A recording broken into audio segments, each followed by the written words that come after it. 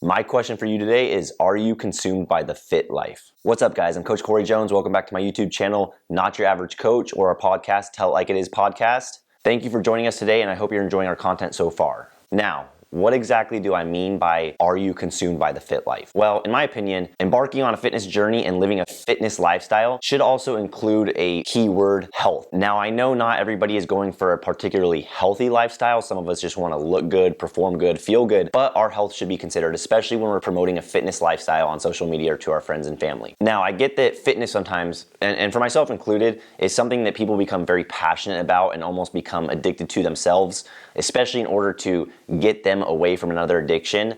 Mine was alcohol. Fitness truly helped me become passionate about something else and consume my time enough to where when I was transitioning from alcoholic to sober living, I didn't have to try as hard because I was technically consumed in fitness, not in an unhealthy way, but it took up a lot of my time and it gave me something to be passionate about other than drinking. But that being said, there is a fine line in my opinion to where your fitness lifestyle can become unhealthy in a sense. It can become an unhealthy addiction or an unhealthy obsession. If you do find yourself getting to that point to where it is an unhealthy obsession, you might find yourself stressing out a lot more. You might find your work life or other parts of your life underperforming because you are so focused on fitness and you cannot separate hobby or passion from addiction. And at that point, is it really worth it to be totally consumed by health and fitness? And in that regard, really fitness, because at that point, like I said, it's not healthy. In my opinion, it should be something that we incorporate into our lives, but it shouldn't necessarily consume our lives or take over,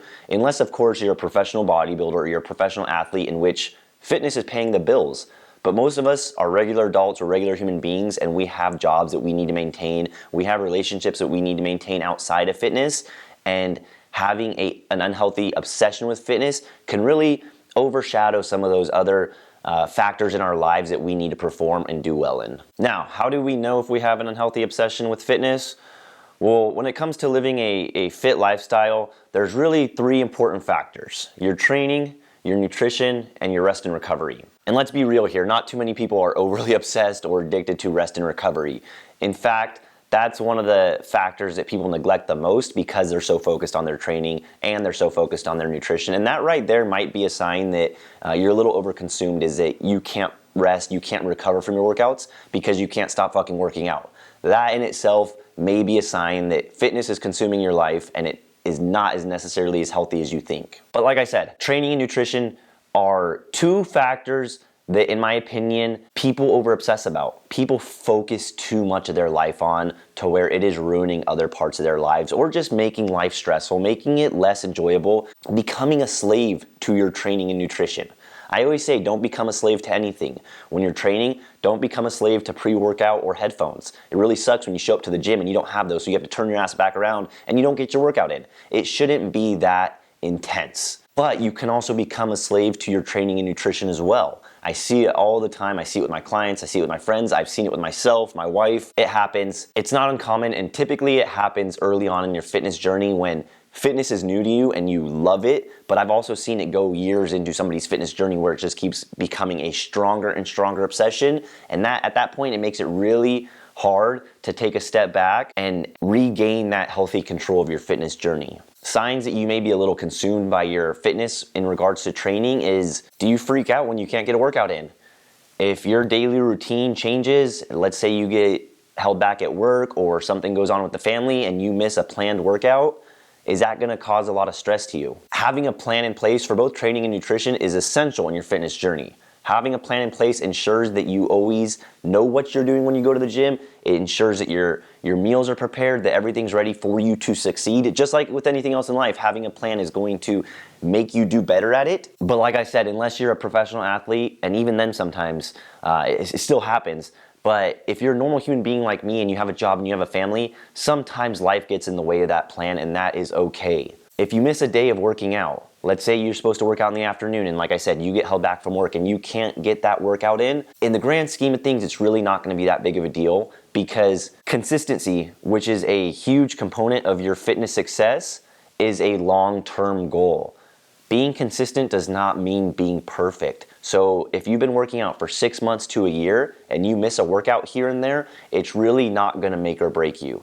Shit, you can even miss a week or two in that time frame and still see great success. Striving for perfection is going to lead to an unhealthy obsession with fitness. It's going to lead to an unhealthy relationship with fitness. Striving for perfection is going to be what causes that stress. It's going to be the factor that doesn't allow you to miss a workout and just be like, you know what, no big deal, I'll get it tomorrow, or I'll just get right back on track tomorrow.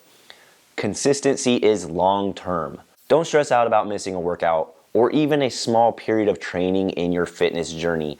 Think long term. That's the best way I can explain on how to overcome this portion, is to think long term.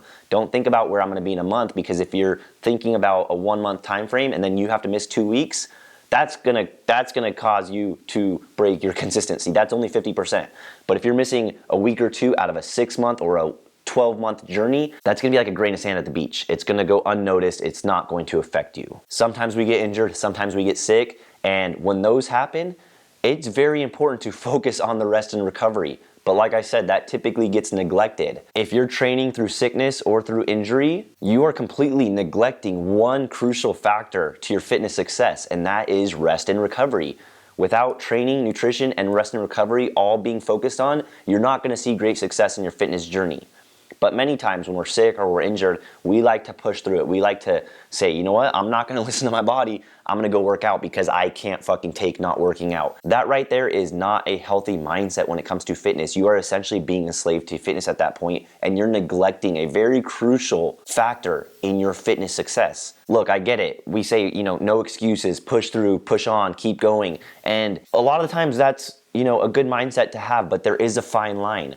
Pushing past excuses and then completely neglecting rest and recovery, or not giving yourself like the mental clarity to miss a workout when needed, there's a big difference between the two. If you're a little tired, or if your nose is a little sniffly, okay, I get it, continue to work out. Don't use every little thing that comes up in your life to miss a workout, because then you will not be consistent. You will consistently be missing every single workout. But when your body's telling you, hey, you need time off, when you have a hard time getting out of bed, when you're lethargic, when you're exhausted, when you're overly stressed due to work, sometimes you just need to listen to your body and really focus on the rest and recovery. Another aspect is stressing out when you can't perform your workout perfectly. Like I said, we should not be going for perfection in health and fitness. It is long term.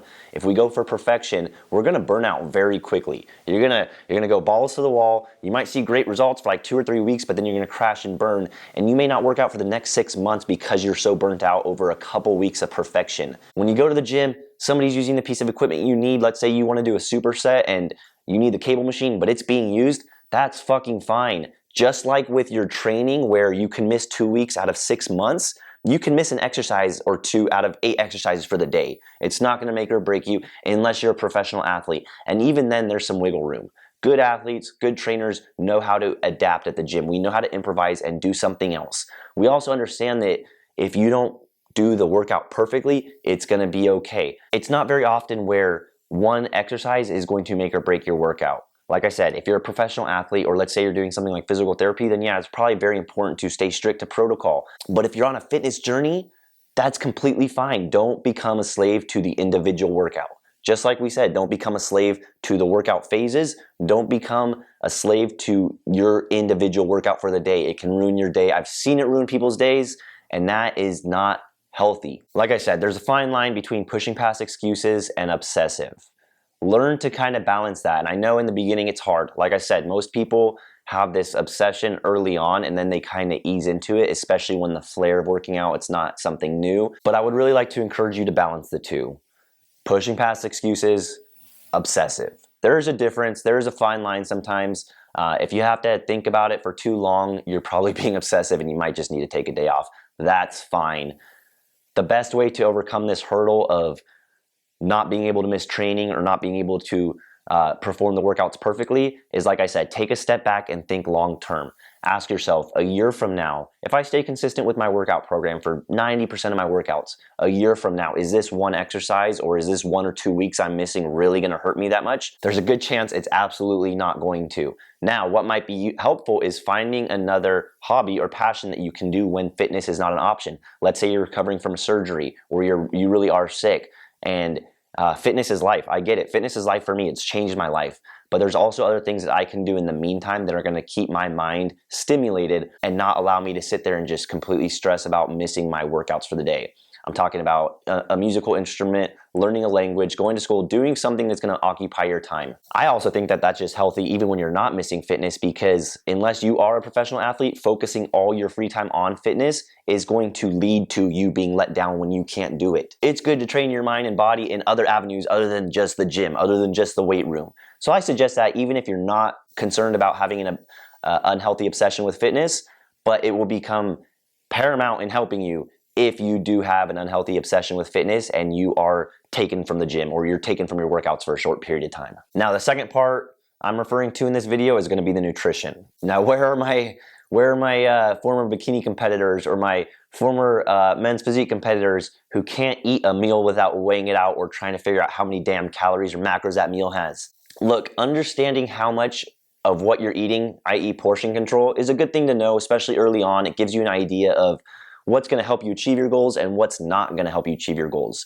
But that itself can become a very unhealthy obsession, the need to know exactly how much you're eating of something. Now, my philosophy when it comes to nutrition is pretty simple. Listen to your body, and I don't mean eat every time you're fucking bored or sad or emotional. I'm saying listen to your body when you're hungry. If you're craving something specific, go ahead and eat it. Don't restrict yourself, but also focus on whole foods and organic whole foods. If you're not putting a lot of processed junk in your body, if you're eating things that are grown organically or hunted organically, there's a good chance that you're not going to overeat and become fat. That comes from processed foods. That comes from junk food, right?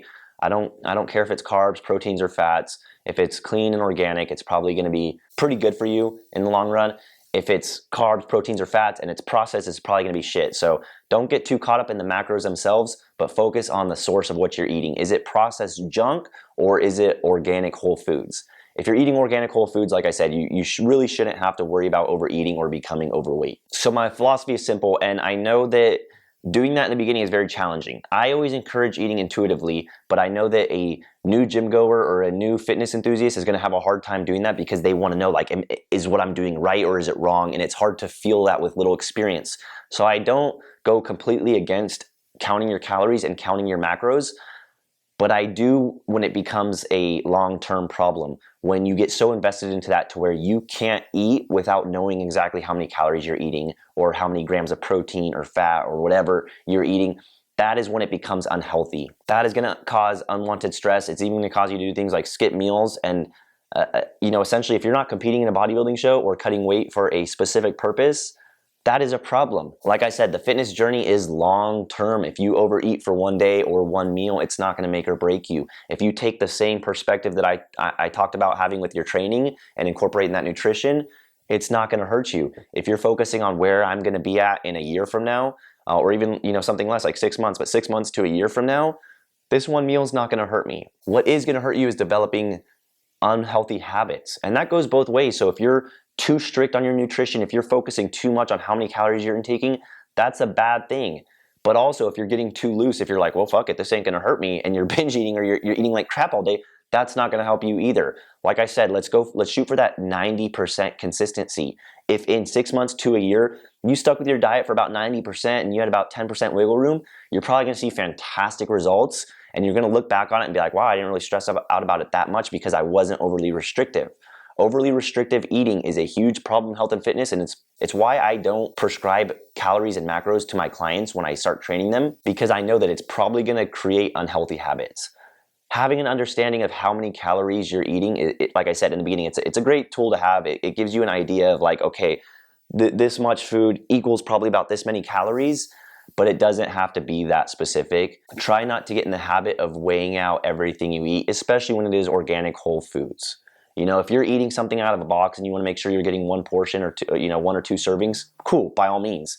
But you don't need to weigh out your rice and your fucking chicken, and especially your broccoli and your vegetables every single time you eat. This will probably cause you to not eat sometimes. And to be honest with you, eating something is probably better than eating nothing. I know some people will skip a meal or they'll fast if they don't want to eat something unhealthy. And I get it. I get where the thought process comes from. But more often than not, when you restrict yourself from something, if you're depriving yourself from a certain type of nutrient or just food in general, it's going to hit you a little harder later. You might be holding off now, but you're eventually going to break and you're eventually going to binge, because if you would have given yourself something that may appear to be unhealthy at the time and just giving yourself a little bit of it to hold you over, you're not going to be as hungry later. The longer you wait, the longer you restrict yourself from food like that, the harder it's going to hit you later. You're going to binge eventually and you're going to make up for lost time. So I encourage you to try not to get overly restrictive about your eating. Don't be somebody who has to count numbers for every meal. Your meals are not numbers. Your food is not numbers. Like I said, there is an amount of calories tied to everything you put in your body, but you don't need to know it that specifically in order to see great results. I think a lot of this unhealthy obsession comes from the bodybuilding culture, because in bodybuilding, you do have to take extreme measures, but like I said, that's a competitive sport. You're focusing on getting down to 4% body fat for a man, or 13 or 14 for a woman. That is extreme, and extremes are good for a short period of time. Extremes are good for 8 to 12 weeks to do a bodybuilding show, but you can ask any bodybuilder what typically happens after their show is over. They tend to blow up and they will typically feel like shit. And I know this because I've done it myself and I've seen many other people do it many times. Those extremes are great for a short period of time, but it has to be worth it too. When you're doing something like that to your body, it's harmful to your body, and it's got to be worth it. That's not going to help you long term with your fitness. You may get a six-pack after 12 weeks, but that's going to go away, and then you're going to have a fucked up mentality. So my solution to all of this is just think about everything long term. Don't be in a rush to hit your fitness goals. Fitness shouldn't even really be goals. It should just be a lifestyle. You should enjoy waking up and going to the gym. You should enjoy putting healthy, nutritious foods into your body. It shouldn't be looked at as like this crazy skill set you need to develop, or like I said, perfection. You shouldn't be focusing on perfection. If you hit 3 weeks out of every 4 with, great consistency, then great. You're going to be consistent, but you're also not going to be overly restrictive. You're going to give your body and your mind some rest and recovery. Don't forget about the rest and recovery. That is one of the 3 factors of your health and fitness journey. Without it, you will fail. Don't let the training and the nutrition overpower the rest and recovery, because you will fail. The rest and recovery is where your mind heals, it's where your body heals. And typically that obsessive, overly passionate mindset of the training and nutrition tends to overshadow the rest and recovery. And in my opinion, that's where it becomes an unhealthy obsession. That is when you know if you're consumed by the fit life. And at that point, it doesn't matter how good you look, you're really not that fit and you're definitely not healthy at all.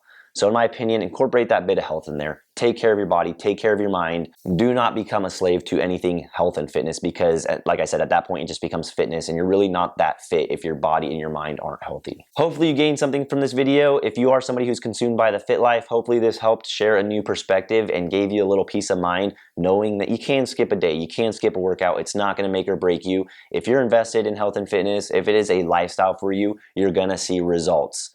It doesn't have to be perfect. If you think you know somebody who can benefit from this video, please share it with them. To continue enjoying my content, please subscribe to my YouTube channel, Not Your Average Coach, my podcast, Tell It Like It Is. Feel free to ask any questions or give me ideas about content you'd like me to share in the future. Until the next video, take care, guys.